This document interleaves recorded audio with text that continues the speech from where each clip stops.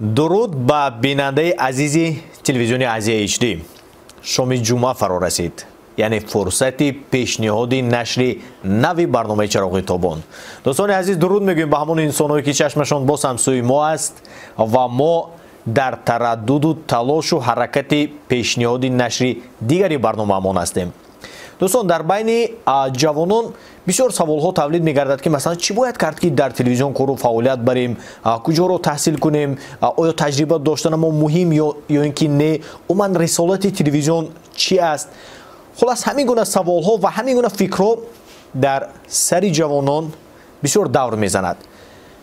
به خاطر پاسخ مشخص و ضروری و درکاری گرفتن و چون این سوال ها ما امروز دعوت کردیم یکی از اون انسانی که واقعا هم ارزی هستیشون رو برای رشد و نموی تلویزیون بخشیدن. من بایدم قید کنم که با مهمان برنامه امروزمون تخمینا یک سال قبل ما با بهانه ثبت برنامه دیداربینی کرده بودیم و صحبت داشتیم. یک بار دیگر دعوت کردیم تا باز به چند سوالهای دیگرمون پاسخ بدیم.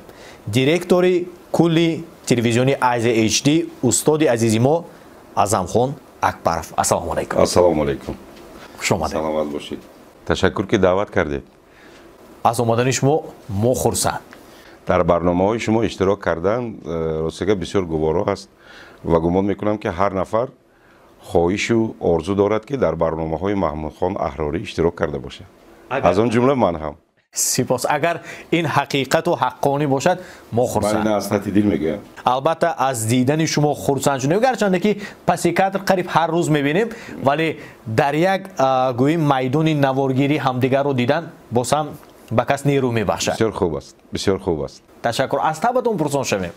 طبعا بسیار بالیده است زیرا که نقشه های نو، فکرهای نو، عمل های نو ما رو در پیش انتظار هستند و حاضر هم ما در حالت کاری هستیم و بسیار جد و جهد داریم که موقع تلویزیونی آزیا HD موقع خاصه خیش را که در بین دیگر تلویزیون های محلی دارد از دست ندهد و من موقع پیشرفتی را ما کوشش میکنیم که از دست ندهیم. تشکر. خوب، تلویزیون که گفته استادیم البته کم نیستن جوانانی که مثلا در این جاده میخوان فعالیت برند، کار کنند، تا یک اندازه معرفی شدن میخوان. خب برای آمدن تا تلویزیون باید اونها کدام مرحله ها رو پس سر کنند؟ برای در تلویزیون کار کردن و فعالیت بردن خواهش زیاد داشتن در کار. من بیهوده در مد اول خواهش رو نگذاشتم زیرا که هر انسان رو خواهش، آرزو، نیت، تصمیم به پیش میبرد. اگر شما در حقیقت به خواهش و آرزوهای خود، نیتهای خود استوار باشید، شما حتما در کدام جاده‌ای که نباشد به کامیابی نظر است نایل میشوید. خب خواهش زیاد گفتیم. بغیر از این در مد اول میستد. بغیر از این خواهش های شما با دانش و ملکه و مهارت باید که تصدیق شده باشد. و اگر شما در خود همین چیزها رو دیده توانید، درک کرده توانید، شما میتوانید که در تلویزیون کار و فعالیت برید. یعنی که تلویزیون الکی این مکتب نیست. تو تلویزیون آمدن یعنی که یک مکتب معینی نطاقی، راویگی، اپراتوری، منتاژوری رو آموختن در کار. البته ما امروز دانشگاه دولتی خوجند داریم که فاکولته ژورنالیستیکا داریم. اصلا من باید بگویم که اون کارمندانی که تا حال در تلویزیون آزیا کار میکنند اکثریتشون یگان دانشگاه مخصوصی تلویزیونی رو ختم نکردن. همش اندوختن تجربه، جد و جهد، نوآوری، جستنی و خواهش پیشروی کردن. برای همین هر نفری که جوانانی که میخواهند در تلویزیون کار کنند پیش از همه آماده بر آن باشند که خواهش زیاد در کار، صبر و طاقت در کار، دانش و ملکه کاربری را آموخته و در تلویزیون وقتی که کار را آغاز میکنند الکی علم دانش های اندوختهشون، ملکه هایی که شاید که در سطح نه اونقدر بالا هم باشد در وقتی کار تجربه می آموزند و علمون ملکه های آنها سفته می شوند، سایقل داده می شوند. کوتاه کردگیم خواهش، دل بزرگ، صبر و طاقت، ملکه و مهارت. اگر در نمونه کارمندان تلویزیون آزیا گوییم من همین چیز رو در کارمندان خودمون بسیار خوب درک کردم. дар тӯли 22 сол зиёда аз 22 сол 23 соле ки телевизиони азия арзи ҳастӣ кардааст албатта омадану рафтанҳои кадрҳо бисёр аст албатта буданд кадрҳое ки гумон карданд ки телевизион як кори саҳл аст ё ки кори на чандон душвор аст буданд ин хелҳоям омаданд рафтанд сабру тоқаташон тоқ шуд то охира хеле ки хуҷанба мегӯянд дошт дода натавонистанд аммо ман бо масъулияти бузург гуфта метавонам ки имрӯз он нафароне ки дар телевизиони азия кор мекунанд инсонҳои пурбардошт пурсабру тоқат ва албатта соҳибкасби худ ҳастанд ва ман бо онҳо бо ҳар як корманди телевизиони азия ифтихор мекунам яъне ки имрӯз дар тӯли чандин солҳое ки телевизиони азия дар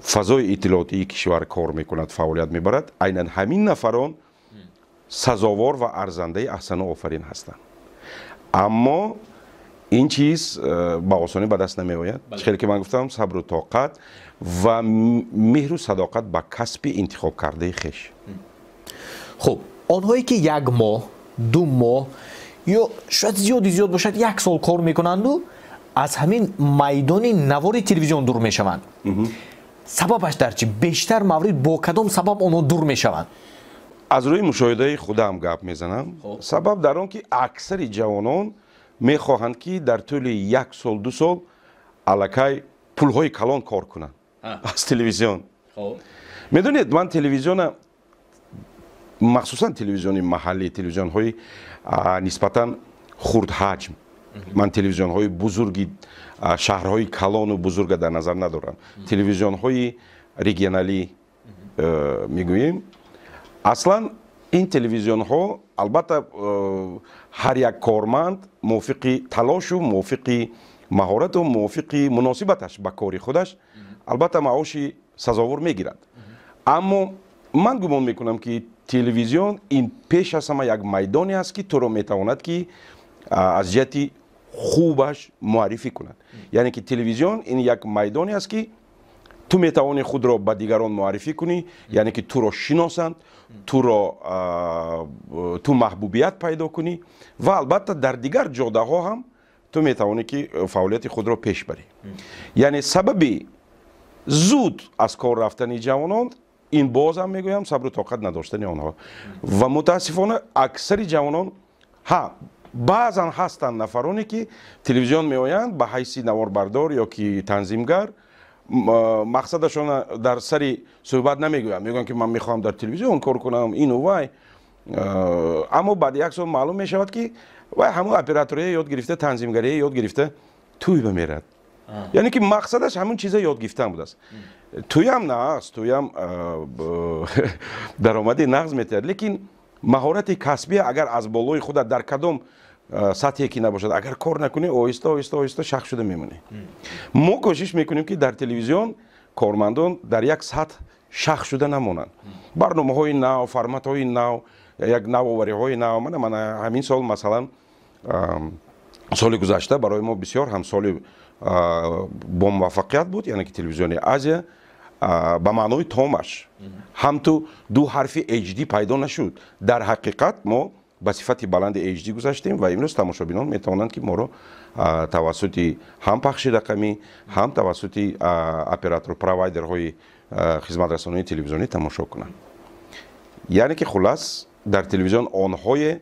кор карда метавонанд ки сабру тоқату кӯшишу ва нияти пешравӣ дошта бошанд сипос хуб бо даромади телевизион сарватманд шудан мумкин дар телевизион бо даромади молиявии телевизион шумо киро дар назар доред соҳиби телевизион ё ки корманди телевизион корманди телевизион як гап мегӯм ин хулосаи шахсии ман то ҳол ман надидам дар тоҷикистон надидам ки аз ҳисоби телевизион ягон кас миллионер шудагӣ бошад дар тоҷикистон чаро ки мардуми мо фикр мекунанд ки масалан кормандони телевизион новобаста аз оне ки дар ҳамон телевизион дар кадом мақому манзилат аст маоши зиёд мегирифта бошаданд гуфта ҳамин гуна фикр ҳамин хел фикр кардан гиранд ин нақс ку не аслан медонед чӣ қадаре ки маош нагиред чӣ қадаре ки пул кор накунед ҳамон қадар кам аст ин аз баднафсӣ дарак намедиҳад умуман ҷараёни зиндагӣ ҳамин хел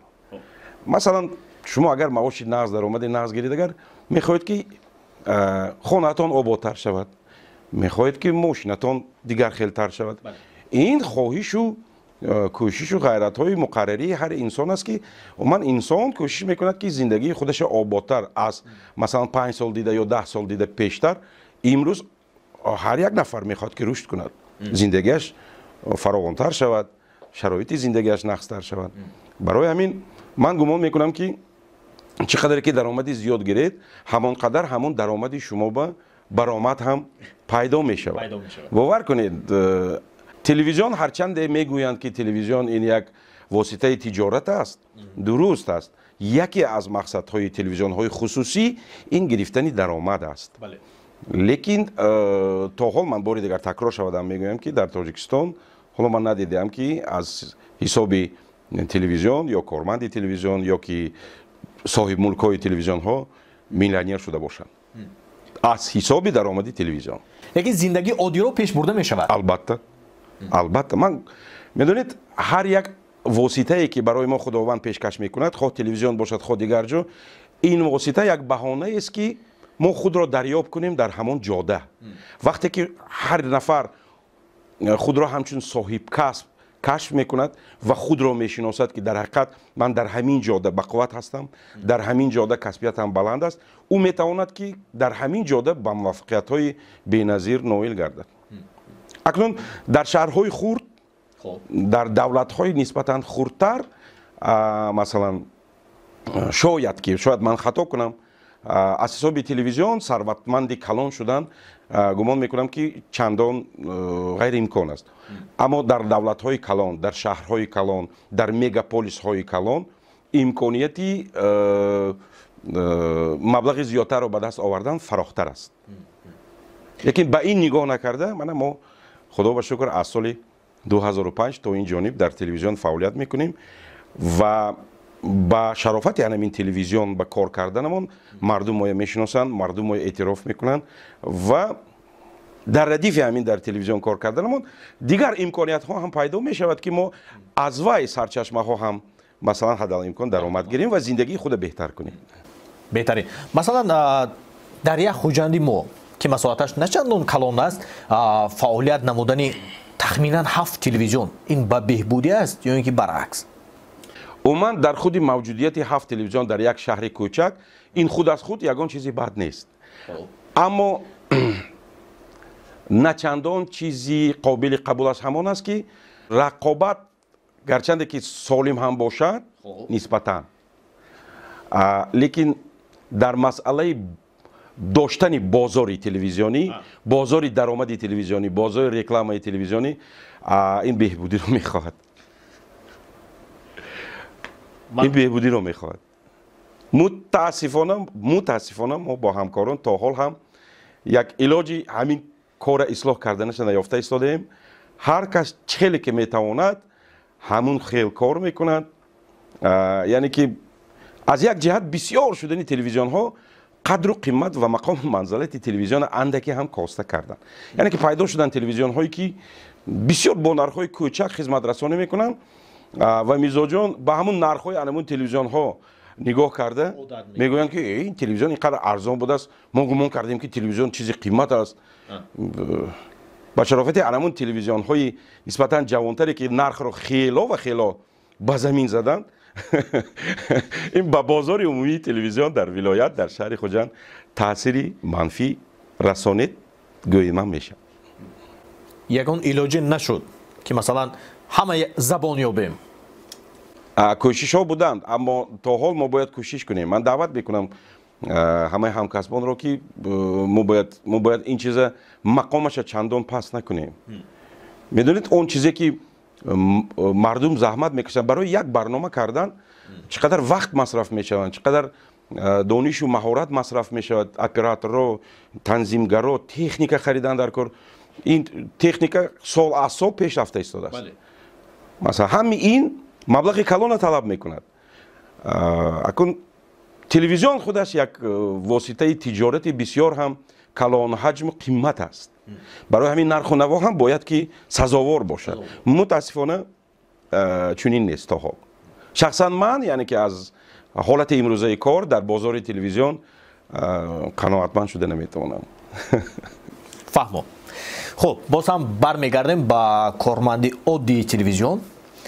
مثلا برنده برنامه‌های تلویزیون از برنده توی معرکه یگان فرقی دارد؟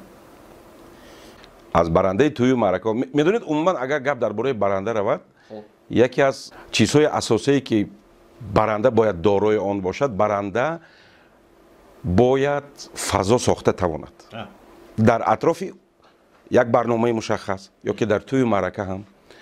یعنی که برندگی این فقط شعر خوشروی خواندن و خیلی وقار داشتن و خیلی وای نه. هر یک برنده اگر به خودش مقصد گذارد که من باید در همین جمعیتی که من نزد آنها برآمد میکنم باید که یک فضا سازم. وقتی که مردم احساس میکند که برنده یک فضای عجایب با فضای خرسندی، فضای پوزیتیوی تشکیل میکنند در همون معرکه، باور کنید همون برنده مردم اعتراف میکنند، اعتماد میبیارند و بسیارتر میخواهند که با همون برنده سر و کار گیرند. مثلا من همین چیزا فهمیدم که برنده این فقط برآمده سخنی شابلون یا که سخنی نغز، شعرهای نغز گفته یک کس قائل کردن همون شعرهای و همون سخنهای استفاده برده فضای یک عجایب ساختن است. توی به مردم چی بمیرد؟ خرسندی کردن بمیرد. برنده هم یک معیار دانستن است در کار که گپش هم مول نشود، بسیار نشود، که دلبزن نشود. همین وقتی که مردم گوید که ایرس و جاغش بسیار بوده است با گفته خوجندی ها، تمام حساب کنید که وای برنده خوب نیست. اگر مردم گوید که خاموش استید او چی گفته ایستاده است، من باید گفته های وای گوش کنم، این برنده نقص. شما درست قید کرده، باید زیاد سخن کردن این معنی آن را ندارد که اگه معیار همون برای خودش یافته گرفتن این علاقه صاحب کسبیتی همون برنده نشون میده که نه زیاد گوید و نه کم گوید. همین خیلی گوید که بعدی از توی رفتن یا که بعدی برنامه تمام شدن، اگر گپ درباره برنامه تلویزیونی باشد، مردم یک حس ناصری حس کند که کیم چخیل شد که زور بود و که من سیر نشدم، با کم تری دیگه گرسنگی ماند. همون چیز به طلبات وقتی که شما سیر کرده میفرستید همه میفرستید. بعضا لهجه های خوجندی برآمده میاد، لیکن خیلی ما تلویزیونی شهر خوجند برای مردم خوجند کار میکنیم، برای همین بگذار تماشابینان از گناه من گذرن. وقتی که سیر کرده گوسل میکنید علاقه دویم باره و فکر میکند که مراجعت کنم یا نه. برای همین خوراک خوری هم همین خوراک بسیار خورید، اگر سیر میشید گشته دوباره همون خوراک یک هفته خیالتون نبینید. اکنون این تخیلات من، یک عقیده های من، شاید که بسیاری ها راضی نباشند که من چنین فکر میکنم. خب به هر صورت برای اندیشتون سپاس. استاد، سالهای قبل با کار قبول کردن چگونه بود با تلویزیون، امروز چگونه است؟ فرقیت هست نبوده؟ اگر گپ درباره تلویزیون آزیا باشد همانا خیلی که بود همین خیلی مونده است. متاسفانه بسیاری ها گمان میکنن که تلویزیون با کار در آمدن دشوار، خیلی آسان. ما وقت میتیم. اگر شما بیایید و گویید که من برنده، من همین کار میتونم، این کار میتونم، ما شما میسنجیم، امکان میدیم که مثلا یک ماه شما مایه سنجید. یعنی که من به همه کارمندانی که جوانانی که به تلویزیون آزیا خواهش کار کردن می آیند، من میگم که بیایید یک ماه یکدیگر سنجیم، ما شما میسنجیم شما چخیل انسان، سطح کسبیتون چخیل و شما هم مایه سنجید. از اون نقطه نظر که همیشه شما با معقول میشد میدیم، درست معقول شود. اگر همدیگران ما معقول شویم، اگر نوران علی نور میشود. شخصا برای تلویزیون آزیا کار کردن ضرور نیست که یگان نفر دیپلم داشته باشد. برای من مهمش آن است که وقتی که بعضا جوانان میبینن و خودش فرق میکنه، چشمش در میگیرند، میگن که و چشمش میخونه که وای دارد، وای اقتدار دارد، وای نیرو دارد، وای پتانسیل دارد. البته این خیلی جوانای بند کردن در کار، برای که دیده میشود که در چشمش علاوه های بعضی هاشون میبینن دیپلم تمام کردگی، یونیورسیته تمام کردگی. البته با این گفته ها من با یگان صورت مثلا مقام و منزلتی دیپلم دارای پس زدنی نیستم. من نقطه نظر خودم، مناسبت خودم به همین کار گفته ایستادم. شاید از اون دیگران دیگر باشد. بعضا وقت میبینن میگوین که ما فلان جای تمام کردیم، دیپلم داریم. برای همین برای شخصا من همچون راهبر муҳим он аст ки ҷавон ҳамин ҳарбу зарб дошта бошад, хоҳиши баланд дошта бошад, потенсиал дошта бошад ва ҳамаи потенсиалҳо, ҳамаи хоҳишҳо дар чашмони дилхоҳ одам агар бинед, одамои зиндадил мегӯянд ку чашмош даргифта меистад, симош даргифта меистад. албатта вай кати кор кардан гуворо аҷоиб мешавад. вазифаҳои супурдагӣ вай дарк мекунад, арзишҳои туя вай мефаҳмад, барои ин ки арзишҳои шумо то як андоза мутобиқ меоянд ба ҳамдигар. анами хел кадрое шахсан ман ҷустуҷӯ мекунам ва анами хел кадро то ҳол дар телевизиони мо кор карда истодам. касе ки натавонист ба ҳар баҳона рафт. ман аз суханони устод хулоса баровардам ва аз номи устод мегӯям ки агар шумо дарехтанам хоҳиш дошта бошед, завқ дошта бошед, пас дарвозаи телевизиони ва сабру тоқат таҳаммул доштан дар кор ҳатман ва сабру тоқат дошта бошед, пас донед ки дарвозаи телевизиони азия боз аст барои шумо. ҳамин хел мо ягон бор набастем ҳоле. саломат бошед устод. умуман рисолати худи телевизион назди бинанда, назди мардум чи аст? рисолати ман гумон мекунам ва мутмаинам комил аст ки рисолати телевизион ин хизмат кардан ба мардум, иттилоъ расондан, фароғати мардума барпо кардан, ташкил кардан. умуман телевизион ин воситаи эҳсос бахшидан ба мардум аст. телевизион метавонад ки эҳсоси хуб бахшад дар ҷомеа, фикру ақидаи мардума, эҳсоси мардума, настроение мегӯянд ку таъби мардума созад. ҳамун фазое ки ман гуфтам, ҳамун фазои хуба сохта тавонад, иттилои хуба, иттилои даркория расонида тавонад. ман гумон мекунам ки воситаи ахбори омма бояд ки ҷомеасоз бошад, тафаккурсоз бошад. баъзан аз тафаккурҳои шаҳгашта бояд ки мардума ба тафаккурҳои навтар даъват кунад, аз ҷиҳати конструктивӣ, аз ҷиҳати созандагӣ. анамин чиз. ва албатта яке аз ҳадафҳои дигари телевизион албатта гирифтани даромад ва таъмин кардани кормандон бо маошу бо дигар пакетҳои иҷтимоӣ, бастаҳои иҷтимоӣ. мазорат. саломат бошед. хуб, шумо гуфтед бояд телевизион ва як фазои хуб ва як фазои фарҳангӣ созад назди то кадом андоза масалан хизмати худашро, рисолати худашро иҷро карда истодааст, дар кадом сатҳ қарор дорад? оё воқеан ҳам масалан хизматашро назди мардум адо карда истодааст? як чӣ мегӯм, вақте ки мардум ба ту телефон мекунанд, ба студия занг мезананд, барои чӣ баъзан нуқсонҳои техникӣ мешавад, мо мехоҳем ки шумо мана масалан фалон домба обомо нест, фалон домба масалан ягон муаммо шудагӣ, муроҷиат мекунанд ба телевизион. ин худаш аллакай нишондиҳандаи он аст ки телевизионҳои маҳаллӣ барои мардум хизмат карда истодааст, вагарна мардум муроҷиат намекарданд. агар мардум ба ин ё он телевизион эътимод надошта бошанд, мардум муроҷиат намекунад барои ҳалли ин ё он масъалаҳои иҷтимоии хеш. ва хушбахтона телевизиони азия имрӯз ба таври муайян дар сатҳи муайян аз ӯҳдаи ин рисолат ҳам гумон мекунам ки то як андозаи муайян баромада истодааст, зеро ба мо занг мезанад. масалан яке аз хизматҳои телевизионро мо дар чӣ мебинем?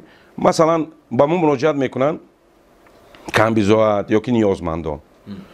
онҳо мехоҳанд ки овози онҳоя, муроҷиати онҳоя мардуми бештар тамошо карда шунаванду ба онҳо дасти ёрӣ дароз кунанд. дар ҳамин лаҳза телевизион ба ёрии онҳо меравад.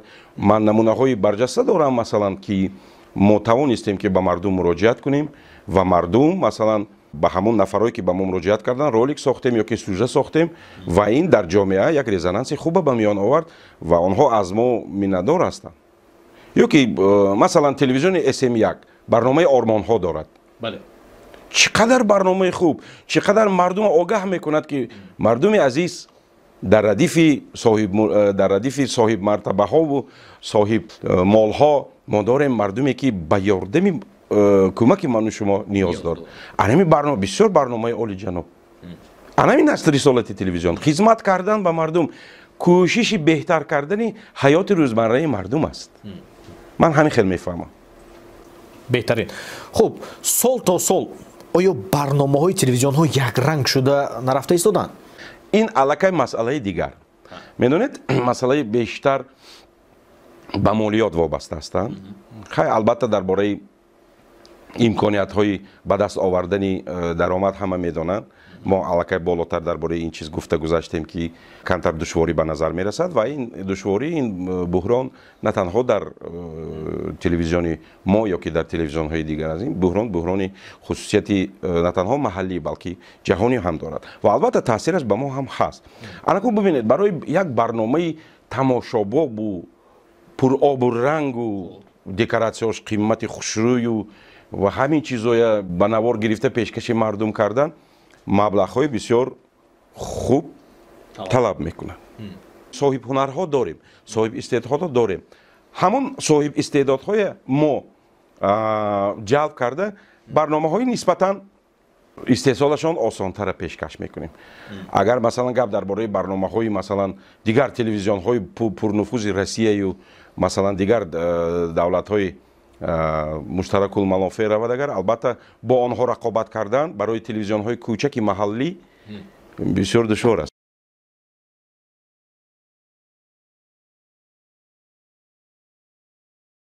боз як мавзӯи дигар аст. марҳамат. агар вобаста ба ин мавзӯъ ҳам ҳарф назанем, фикр мекунам ки чандон ба бинанда шояд писанд наояд, зеро ки шумо дар баробари баранда будан, сухангӯй будан роҳбар ҳастед. хуб, мехоҳанд донистанд ки оё директори телевизион чӣ кор карданаш лозим? вазифаҳои директор фақат масалан аз ҷиҳати молиявӣ таъмин кардан ё ин ки боз дигар нозигиҳо дорад? вазифаи директори телевизион ин ҷалб кардани одамҳои даркорӣ дар атрофи худ, ки одамҳои соҳибкасб ки дар кори ҳамон телевизион муфид ҳастанд. директори телевизион ҳама кори худаш карданаш дар кор не. барои ин роҳбарони шӯъбаҳо, роҳбарони департаментҳо ҳастанд ки бо супориши директори телевизион ҳамин корро ба сомон мерасонанд. ман гумон мекунам ки роҳбар ин стратег аст. роҳбар бояд ки оянда дурбин бошад. роҳбар бояд ки фазои ҷамъията дарк кунад ки бачаҳо масалан ман дар телевизиони худамон ҳамин хел гумон мекунам ки ман ҳам роҳбар ҳастам, аммо бештар худро ҳамчун продюсери ҳамин телевизион медонам ки продюсер он ҳамин шахсе ки як пешниҳодҳо дода барномаҳои ҷолиба пешниҳод метиҳад, коркард мекунад, нақша мекашад, вазифа мегузорад ва дигар шӯъбаҳо кормандо аз пайи иҷрои ҳамон вазифа мешавад. лекин гумон мекунам ки ташаббус набояд ҳама вақт аз боло ба поён фароварда шавад. ман масалан бисёр мехоҳам ки ташаббус аз поён ҳам ба боло барояд. аз кормандони оддӣ масалан. дуруст. албатта ман гумон мекунам ки роҳбаре ки ҳамин чиза дар корхонаи худаш маҳн мекунад, яъне ки он нафаре ки ташаббус нишон медиҳад, кӯшиш мекунад ки як беҳтарӣ, як навоварӣ биёрад. ҳамин кӯшишҳои ҳамон шахсони ташаббускора масалан чӣ мекунад? рад мекунад ё ки маън мекунад. гумон мекунам ки он роҳбар чандон роҳбари дуруст ҳам нест. барои ҳамин тасмимҳо, кӯшишҳо, ташаббусҳо бояд аз ҳарду ҷониб шаванд. ҳам аз боло, ҳам аз поён. беҳтарин. ва дар радифи дигар масъалаҳое ки масалан бардошти роҳбар ҳастанд. ояндаи телевизионро шумо чӣ гуна дида истодед? бо ҳамин сатҳе ки алон дорад, ояндааш чӣ гуна аст? ояндаи телевизиона мо худамон месозем. аз мо вобаста аст. агар мо ояндаи некаш бовар кунем, ояндааш нағз мешавад. не ин телевизиона ояндааш нест гуфта даст партоем, боваримоя канда кунем, ҳамин хел мешавад. то есть ҳар як чиз, на танҳо телевизион, ҳамин ҳаёти инсонам.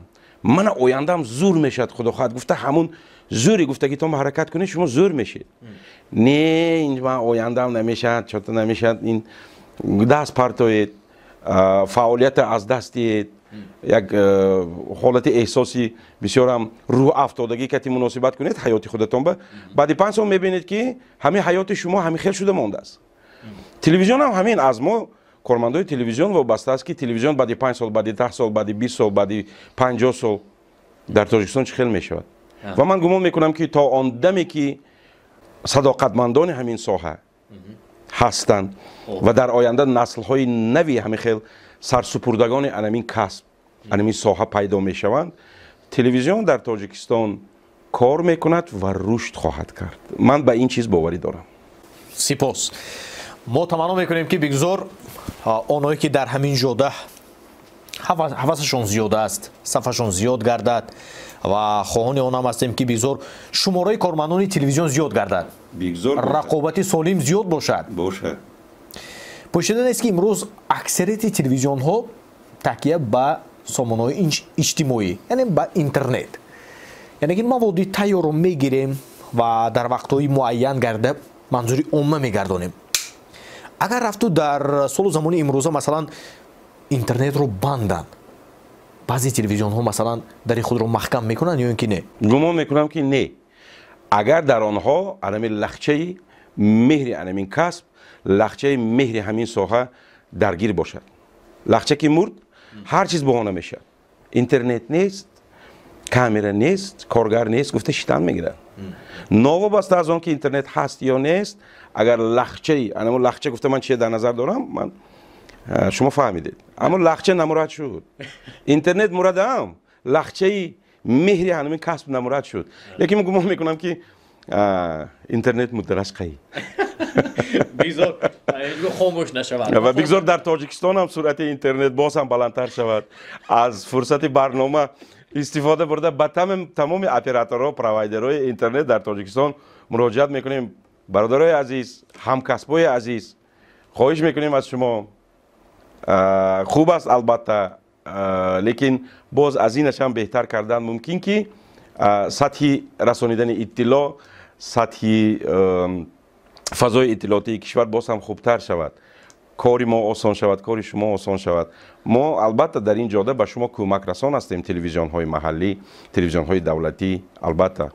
лекин гумон мекунам ки хизматрасониҳои интернет ҳам боз ҳам хубтар шуданро талаб мекунад. устоди азиз, барои омаданатон сипос. умед баро мебарам ки ин охирон ҳамсӯҳбат шудани ману шумо дар барномаҳои телевизионӣ нест. албатта, ҳоли гап бисёр. хуб, таманно мекунем ки боз ҳам дида ба дидори ҳам расем. бо баҳонаи сабти барнома барои омаданатон сипос ва умед баро мебарам ки имрӯз мо тавонистем ки ба он саволҳое ки барои мон зарурӣ буд, даркорӣ буд, аз шумо посух гирифтем ва барои омаданатон як бор дигар ташаккур. ба шумо ҳам ташаккур. медонед, аз фурсати барнома истифода бурда ман ҳаминро гуфтанӣ ҳастам ки маҳмудхон, дар рӯбарӯятон мегӯям, яке аз нишонаҳои садоқатмандӣ ба касб дар шумо эҳсос мешавад ва ман бисёр хуш пазируфтам вақте ки ҳамкории мо дар доираи телевизиони Азия HD оғоз шуд ва ба дигар нафарон ҳам гуфтанӣ ҳастам ки ин аст намунаи дӯст доштани касби хеш, ин аст намунаи садоқатмандӣ ба касб. ман боварӣ 100% боварии комил дорам ки шуморо дар пеш муваффақиятҳои беназир, комёбиҳои баланд интизор ҳастанд ва гумон мекунам ки он нақшаву вазифаҳое ки шумо дар пеши худ гузоштаед ва он тасмиму орзуҳое ки доред, ҳамааш ҷомеа амал мепӯшад. ба шумо дар ҷодаи касби интихоб кардаатон комёбиву муваффақияту бурдборӣ таманно мекунам. арзи ташаккур. саломат бошед.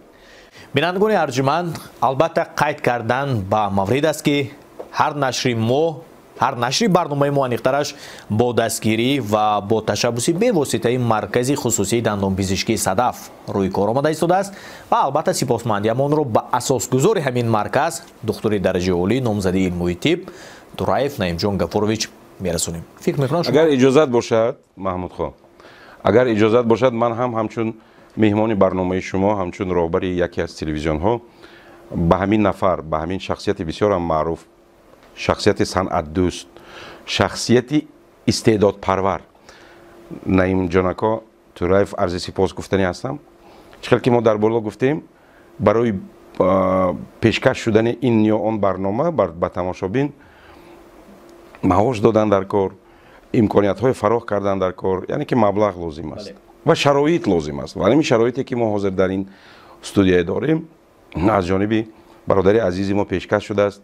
ман аз фурсат истифода бурда ба шумо ташаккури бепоён мегӯям ки шумо ҳамин барномаи маҳмудхона, барномаи чароғи тобона дастгирӣ карда истодед ва дар оянда гумон мекунам ки ҳамкориҳои мо боз ҳам зичтар мешавад.